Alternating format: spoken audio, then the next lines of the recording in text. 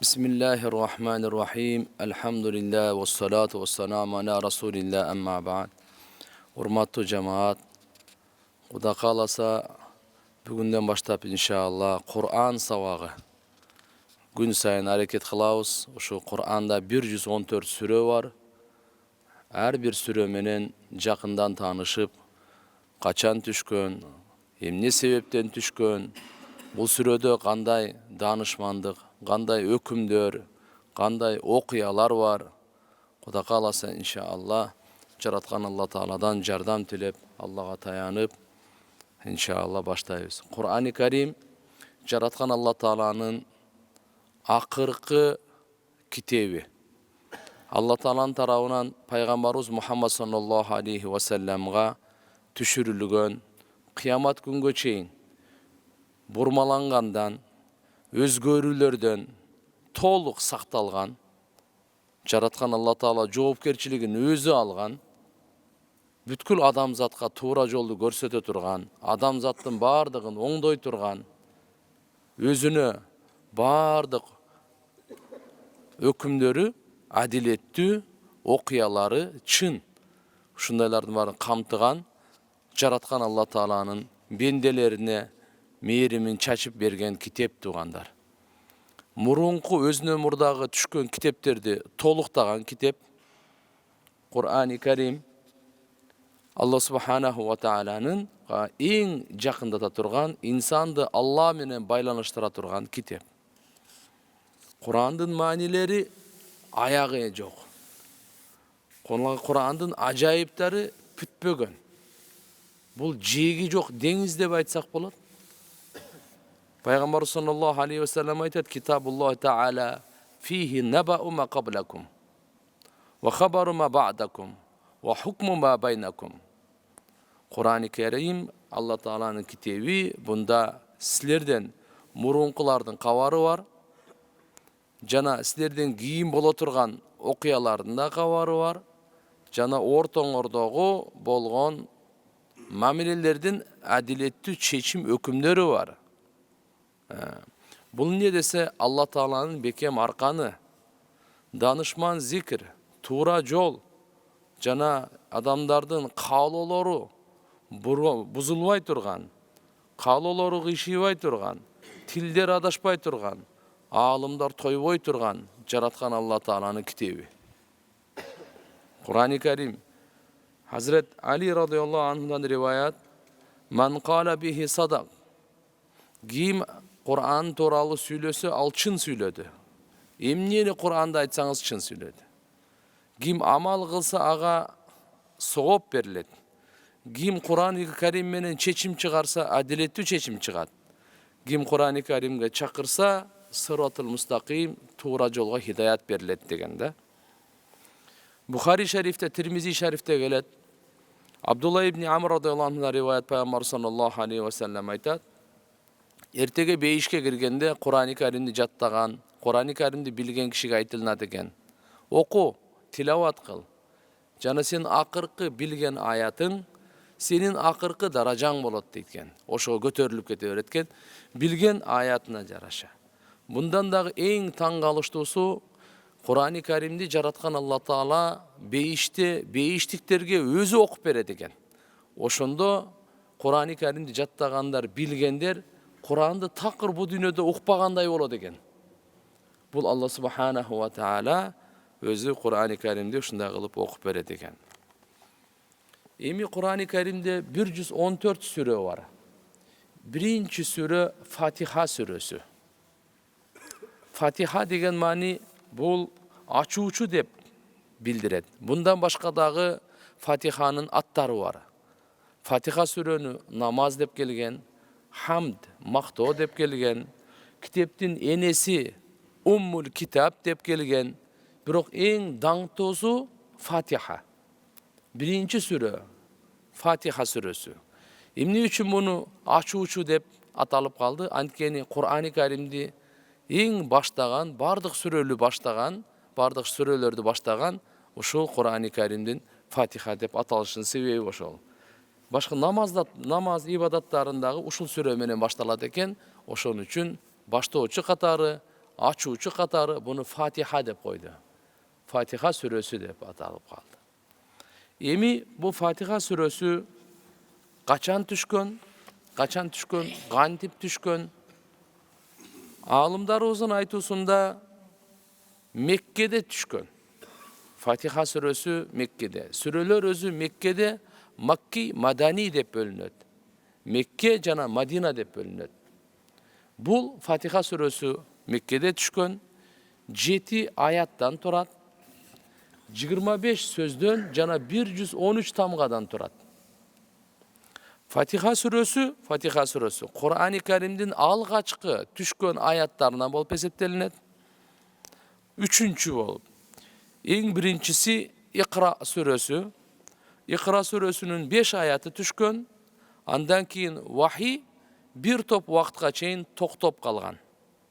Кийин соң Муддассир сүрөсү түшкөн. Анда дагы алгачкы аяттары. Андан кийин 3-чү иретте Фатиха сүрөсү түшкөн. Фатиха сүрөсү 3-чү иретте түшкөн. Кээ бир алымдарыбыз бул Мадинада түшкөн деп айткан жерлери дагы бар.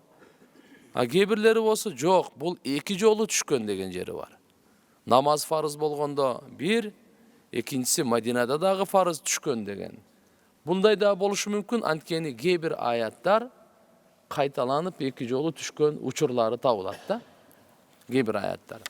Фатиха сүрөнүн сырлары, Фатиха сүрөнүн илимдери. Алымдарыбыз айтат, бунун маанилери, илим сырлары, субханалла, ажайып, жана бунун аягы жок деп, ушул жеги жок деңиз деп окшотуп айтышкан. Hazret Ali radıyallahu anhu bir жолу Фатиха сүрөнү тафсирин баштап, куптан намаздан кийин баштап, бисмилла деп багымдаттын азаны айтылган экен, ба деген тамганын тафсирин бүткөн эмес экен. Ошондо айткан сөзү бар экен. Лау такалламту лакум ала суратил Фатиха лауқарту 70 баиран. Эгерде мен силерге Фатиха сүрөсүн жараткан Алла Таала маанилерин түшүндүргөн тафсирин айтып бере турган болсом, 70 төөгө жүк болмок дейт. Демек ошону жаза турган болсо, 70 төөгө жүк болмок дейт. 70 төө көтөрө турган. Ушунча канча деген том тафсир болмок экен, бир эле Фатиха сүрөсү. Аллама Фахруддин имам Рази рахматуллаху алейхи айтат, кээ бир учурларда мага ушундай бир ой келип калчу эле дейт. Ушу Фатиха сүрөсүн мен бир тафсирлеп, Фатиха сүрөсүнөн бир маселелерди чыгарсам, анын пайдасынан 10.000 маселе чыгара алам деген экен. Фатиха сүрөдөн эле пайдасынан 10.000 маселе. Анан азмаз көрө албагандар ар кандай сөздөрдү кылганда, бисмилла деп анан баштай берейинчи деп баштап, өзүнүн ошо тафсир Аль-Кабир деген китебин жазган. Учурда аалымдар Аль-Хадайиқу дата бахжатин деген тафсир жазган экен. 3000 том Кур'андын тафсири арабча. Ошол Бисмиллахир-рахманир-рахим 5 том, Фатиха сүрөсүн 25 том кылып жазышкан экен. Бир эле Фатиха сүрөсүн 25 том кылып. Фатиха сүрөсүндө баштаандан алдын өзүңүздөргө белгилүү бардык аяттарды окугандан алдын Ауду биллахи минеш шайтанир раджим деп таавуд деп коет, буну жараткан Алла Тааладан жардам сурап, пана тилеп, куулган шайтандын жамандыгынан, таасирин, азгыруу, васвасасынан, ушуну аузду. Таавуз деп бунун өкүмдөрү. Биринчиден азыр айта турган болсок, бунун өкүмү кандай, экинчиден сыфаты, үчүнчүсүндө мааниси, төртүнчүсү кайсыл жерде окуу сүннөт болуп эсептелинет. Куранда болсун, Курандын, намазда болсун, намаздан сырткары болсун, Ауду биллахи минеш шайтанир раджим деп айтуу туугандар, бул сүннөт экен. Намаздын ичинде окусаңыз дагы, намаздан кийин окусаңыздар. Албетте Ханафи мазхаб боюнча намаздын ичинде бир гана биринчи рекетте башында гана Ауду биллахи минеш шайтанир раджим деп, андан кийин бисмилла деп окулат. Кийинки рекеттерде бисмилла окулат, бирок Ауду окулбайт. Анткени Бул жердеги алымдарыбыздын көбүнүн айтышы боюнча бул сүннөт. Пайгамбар саллаллаху алейхи ва салламдан кээде окуйт эле, кээде окубайт эле, ошон үчүн буга важиптигине далил жок деп айтышкан. Данышмандык. Аудуну эмне үчүн бул шариятыбызда айтылды, кыраат, Куран окуурдан алдын десе, анткени бул улуу ибадат болгондуктан, жана Пайгамбар саллаллаху алейхи ва саллам өзү айтканы, ким Кур'ан-ы Каримден Алла Тааланын китебинен бир тамга окуса, ага 10 савап болот. Мен айтпаймын алиф лам мим бир тамга деп. Алиф өзүнчө бир тамга, лам өзүнчө бир тамга, мим өзүнчө бир тамга деген. Ким Алла Тааланын китебинен бир тамга окуса, ага савап берилет деген, 10 савап берилет деген. Түшүнбөсө дагы, жүрөгү ошого көңүлү тартпаса да окуганына эле ушунча савап берет экен. Эмелесетип көрүңүз, түшүнүп окуй турган болсо, жүрөгүн коюп, кунт коюп окуй турган болсо, ага канча деген эселеп 700ден 7000ге чейин көтөрүлүп савап берилет экен туугандар.